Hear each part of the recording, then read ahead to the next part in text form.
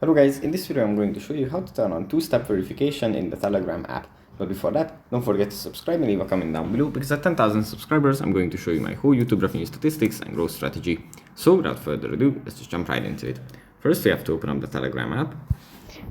And here it usually opens up in the chats where we have our conversations. From here we have to swipe to the right, tap on settings, then scroll down and tap on privacy and security. Here at the top, under the security section, we have two-step verification. If you tap on this, then we can turn this function on, and just by tapping set password.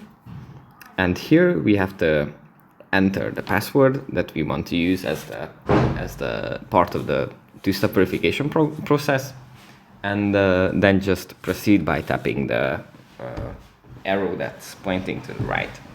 So that's pretty much it for this video. Hope it was helpful for you guys, and I'll see you in the next one. Bye.